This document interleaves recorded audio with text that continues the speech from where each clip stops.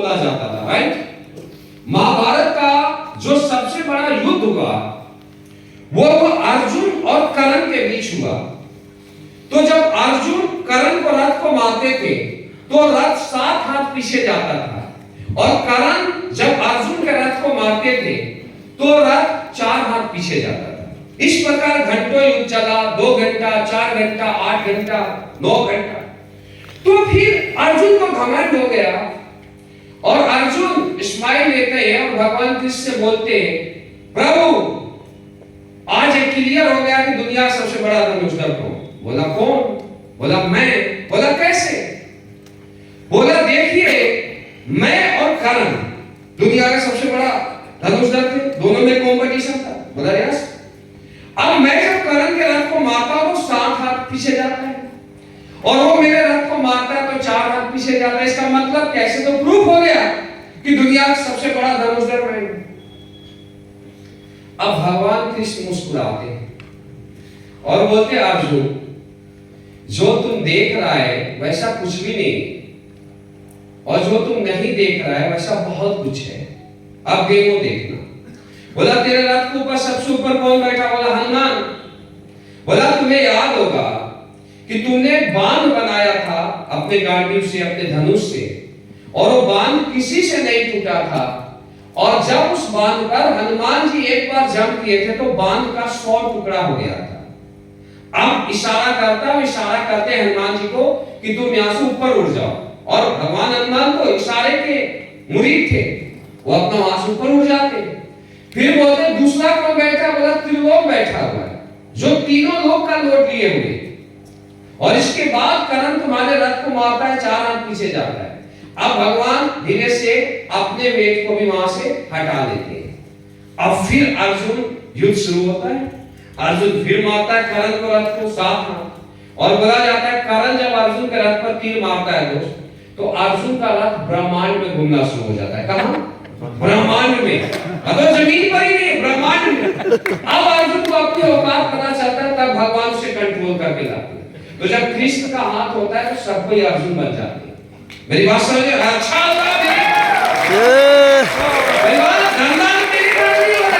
ऐसा अब किसी से upline oriented business, direct selling में अपलाइन लाइफ लाइन होता है। बात को आप समझना। आज समझिए एक इतना बड़ा उदाहरण है, तो हर कोई यहाँ अर्जुन बनना चाहता है जब तक कृष्ण खड़ा है। मेरी बात समझ आ रही है ना? अब अर्जुन एक बहुत बड़ा धनुर्धर थे और गुरु भी माने थे कृष्ण को, लेकिन वो कृष्ण की बातों को किंतु परंतु करते थे, राइट। आज तक दुनिया में अर्जुन की एक भी मूर्ति नहीं, क्योंकि 100% गुरु भक्त नहीं थे। मेरी बात समझ आ रही? दूसरा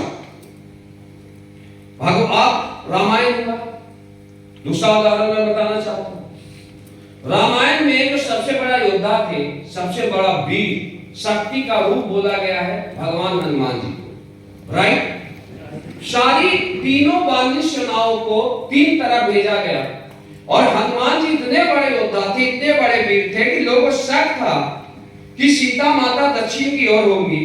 हनुमान जी को अकेला साउथ की ओर भेजा गया, राइट। अकेला वहां से उड़ते, जय श्री राम का नाम लेते, लंका पहुंच जाते हैं। लंका पहुंचने के बाद सीता माता से मिलते हैं, लंका जलाते हैं, देन वापस आ जाते हैं।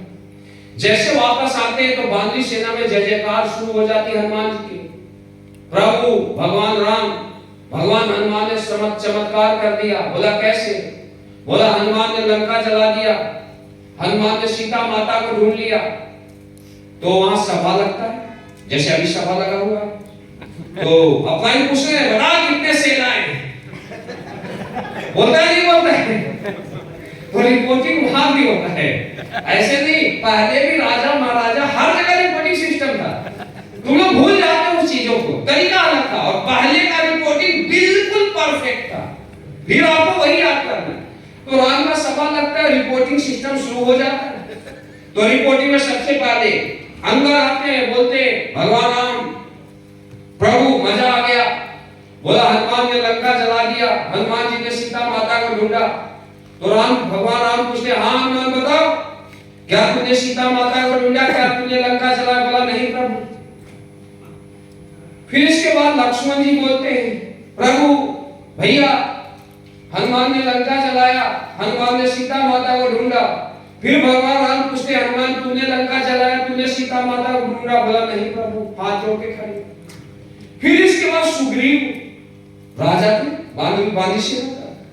फिर सुग्रीव बोलते, प्रभु हनुमान ने चमत्कार कर दिया, हनुमान ने लंका जला दिया, हनुमान ने सीता माता को ढूंढ लाया कि सीता माता कहां पर है। फिर इसके बाद भगवान राम पूछते हैं, हनुमान क्या तूने लंका जलाया, क्या तूने सीता माता को ढूंढा? बोला नहीं प्रभु। तो भगवान राम को गुस्सा आता है, बोलते हनुमान तू ऐसी बता, क्या तूने लंका नहीं जलाया, तूने सीता माता को नहीं ढूंढा, तो क्या हमने लंका जलाया, क्या हमने सीता माता को ढूंढा? हनुमान जी हाथ जोड़ के खड़े हो जाते, प्रभु कब से तो यही बोलना चाहता हूं, अगर आपका आशीर्वाद नहीं होता, आपका गाइडलाइन नहीं होता तो मैं समुद्र ही नहीं पार। समझना पड़ेगा, मैं लंका कैसे जलाता, मैं सीता माता को कैसे ढूंढता। यानी भगवान हनुमान एक ऐसे गुरु भक्त थे जो काम खुद करते थे, लेकिन श्रेय किसको देते थे? गुरु को देते थे। और भगवान राम का मतलब गुरु, अपलाइन, समझिए।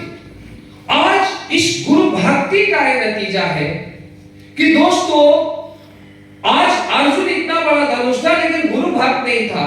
दुनिया में उसकी एक भी मूर्ति नहीं, दुनिया में उसकी एक भी मंदिर नहीं, लेकिन भगवान हनुमान एक वानर के रूप में जन्म लिए, लेकिन सच्चे गुरु भक्त थे, राम के दिल में बसते थे। आज हनुमान जी को भगवान का दर्जा मिला और आज भगवान हनुमान का सारी दुनिया में पूजा होती है। इससे बड़ा गुरु भक्ति का उदाहरण है। मेरी बात समझ आ